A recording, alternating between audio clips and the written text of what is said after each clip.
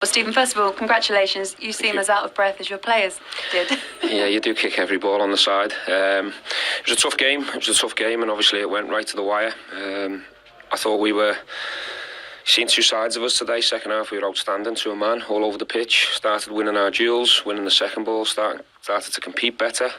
But in the first 45, we give the ball away too much. We were too open, and Leicester caused us too many problems on the transition. So a lot for us to look at as well. In terms of the goals that were scored, Ezri Konsa obviously getting the first one. To get that 3 minutes later, he did get that, by the way. Did he? He did. Just got a foot to it. To get that one only a few minutes after conceding the first goal, were you pleased with that reaction? Yeah, it's really important. I thought Leicester started really well. I think that was a combination of them having good players and dangerous players going forward, but also I thought we were too passive in too many areas of the pitch. When we were making passes, we were loads of sloppy turnovers when we were vulnerable, when we were open. So I wasn't happy with our first half performance at all. So we had to give them a few home truths at half time, and the reaction they gave second half was much more like what we want. Just before half time, Jacob Ramsey could have scored a goal. Did score a goal, got disallowed, got overturned by VAR. What were your thoughts on that? Well, look, I mean, VAR get many looks at it from the side. Obviously, as the manager of Aston Villa, you're disappointed and frustrated. But you know, we have to respect the officials and VAR. They have a better view at it. They get the opportunity to see it more than once. So we just have to get on with it. But I thought second half we had, you know, 2 or 3 really good chances to kill the game at 2-1. I thought Ollie was fantastic second half. You know, that chance when he's gone through, if he lifts it over the keeper, maybe we can finish the game a lot quicker, and that's the reason why we had a few nervy moments at the end. Emi Martinez stopped a brilliant opportunity as well. Doesn't always get a lot of credit in the goalkeeper side of things. Well, look, he was much more busier in the first half, but I thought as a team and a unit we defended his goal a lot better second half. They've had one big moment. It's a good header, but it's a top save. But against a good team like Leicester, the way they've been coached, to just give one chance away in the second half, that's not too bad. How big a win does this feel? Because what it does is put you above Leicester. It's also a local rivalry in a way. And, of course, we can't not mention the fact that it's a win over Brendan Rodgers as well. Well, look, if we can find the second half performance over 90 minutes, because we had to ask for that at half-time against Man City, so we've still got loads of teething problems. We'll review the first 4 games, but to take 9 points from 12 is a big return from the players. So they deserve a lot of credit for that, but there's still loads of work to do on the training ground. A few are still not sure and committing properly to what we want, just because they're not sure and it's a little bit different for them. We've got a full week now into Liverpool where we can get back on the training pitch and iron a few teething problems out, and then hopefully we'll be better come next week. That next stop, Liverpool, any sentimental thoughts in your head? None at all. Just want to go there and try and win and try and take what we can. You know, for us, we're not competing with Liverpool in terms of the level we're both at the moment, but we'll certainly go there and give everything we've got. We took City to the wire, and I believe we should have took something out of the game with our second half performance. So we go there with confidence and belief, with 3 wins out of 4, and we're going to try and make it as difficult as we can. Good luck. Thank you. Thank you. I imagine that's a disappointing result for you. Just tell us how you feel about the overall performance. Yeah, I was really pleased in the first half. I thought we started the game really well and dominated the game.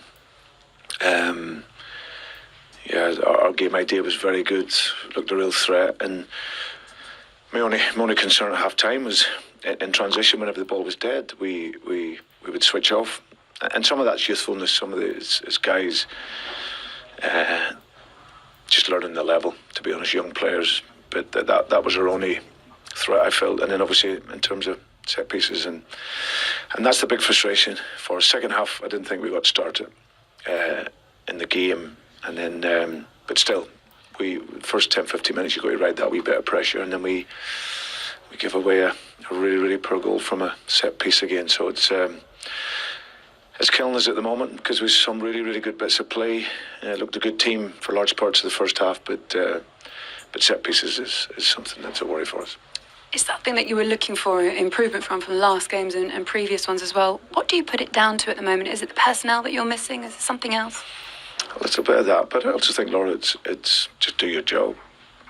Now the guys we do lots of real detailed work on our set pieces. We know that Konsa comes out the back post, Mings, they're the 2 big threats, but we've got to get tight to, you know, and just being there or around it isn't enough, and he ends up getting a free header. So that's a big disappointment for us.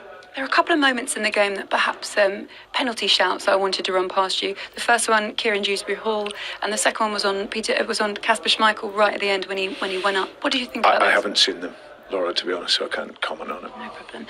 In terms of what you did see and the positives that you can take from this, you mentioned in the first half there were glimpses and there were big opportunities for you guys. Are those the positives that you can take away? Yeah, no, I was really pleased with the first half, apart from, as I said, the set-piece goal in the second phase when it comes in. But in the main, our general play was really good, what we wanted to do in the game in terms of switching the game. And like I said, we needed to switch on in the transition at half-time, so that was the focus. And then we know there's going to be spells we've got to defend it. So that's the disappointment. But yeah, there's positives to take from it. But the biggest thing we need to address is, which has been a problem for us now, is our set-piece defending. It's something we do a lot of work on, but we definitely need to address that. I mentioned on Harvey Barnes as well. Obviously, he got his goal and perhaps something that he really deserved in terms of his performance. Yeah, it was an excellent goal. Now he's a real threat, Harvey, and like I said, him and Patson, they worked it really well. The opportunity, and I thought this is mostly the first half we were a real threat in the game of our combination play and getting into the areas that we wanted. But it was a really good finish. There was a moment, Kasper Schmeichel, where there was a goal disallowed in the first half, where he had his hand on the ball, and Paul Merson said at half-time it was intelligent play from the goalkeeper. Thinking about that, what did you think? Well, I'm hearing that the rules are that if you have a hand on the ball and it's touched, then of course it's a foul. Then maybe numbers of years ago when Mercer was playing, that would have been deemed that. But the guys are telling me that is the rule. So yeah, so we got it. I think it is the rule. I think, though, once the save has been made, perhaps that negates the rule, and that's something that we'll ask him as well. We'll ask Kasper because we know his interview's coming up next. Yeah, okay. Listen, overall, in terms of where you are in the league now, obviously you dropped down a place, lots to work on, like you say. But moving forward, these areas of correction, how much of a concern are they now with the mounting points that you're dropping? Well, I say mountain points. You know, but we have lots of games. It's one where lots of positives to take going forward. Of course, we want to win every single game. But now we just have to keep working, looking to fix the problems. You can see the players, their attitude in the game, the energy in the game was really good. But it does sap the energy and confidence when you consistently lose the goals that we're losing. Because, as I said, in the last numbers of games, that's what it's been, and it's really, really hurting us. So we have to find the solution to that. Thanks, Brendan. Cheers, thank you. Thanks. Just one win in 6 in the league now for Leicester City. A pretty honest post-match assessment there from Brendan Rodgers. What did you make of his comments, Karen? I thought he could have been more honest. I thought for 30 minutes, great. The rest of it was poor. And I think over this period, there's been just so much vulnerability to their sides. The spines kind of fell apart, and it just seems really disjointed throughout the team. And I feel like he needs to shake them and get a grip of them and be like, stick together, be hard to beat, have a clean sheet mentality. He said on there about the set plays, well, just do it. It's not like you've got the time to set up, you can organise, but who's organising? Who's pulling people in? Who's making them accountable? And I think maybe he does, and he's keeping it calm in that interview. But I'd be furious because they had the opportunity. They played well first 30 minutes, didn't take the opportunities, and then for 60 they fell apart and haven't competed. So I'd be furious with him because he's done so well with them the last period, the last couple of seasons, but now they're not doing him any favours. That was quite interesting when he was asked about some of the defensive issues and the goals they were conceded. He said, just do your job. What did you make of that comment? Yeah, he left one on a few. I think normally Brendan doesn't really say much. He doesn't, he's very protective of his team. I think he made a point of, leaving one on, didn't name anyone, but saying, do your job. He doesn't really normally say that, and it's because they've conceded the most goals on set pieces. So he'll be disappointed. And again, a lot of that is kind of his coaching, is the way you set up. And then if somebody overloads the back poach, which Konsa did with Mings, nobody really picked him up. And that's, in the past, you've had people who said, right, we need somebody there. And maybe they're missing somebody, to lead. So he was disappointed, I think, Brendan, because they've conceded some really, really sloppy goals. And defensively, they're a really good coach side, and they've overachieved last season. This season, they're having a little bit of a wobble. They've fallen into the bottom half with that result. Is Leicester, or is Brendan Rodgers coming under a bit of pressure? He will be. He will be from his fans, certainly. I mean, he's spoiled them over the last couple of seasons. You know, I think they have overachieved. But he has built a good squad of players.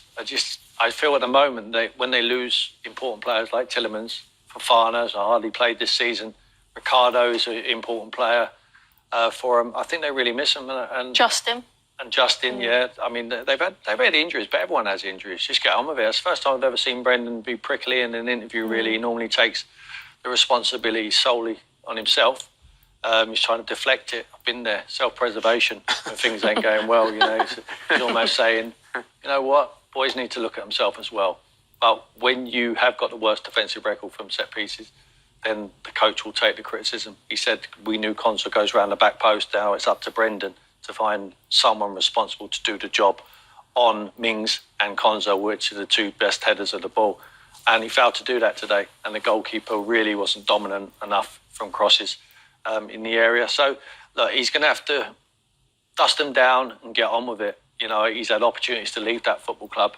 I just wonder now, does he wish that he would have struck while the iron was hot? Why, when he was hot, when he finished in fifth twice, you know, above all them big teams in the league, winning the FA Cup, had the opportunity to leave the football club with the finances. I know it's a well-run club and they're building something there, but there's bigger clubs out there who wanted the services of Brendan Rodgers. Now, this industry is very fickle.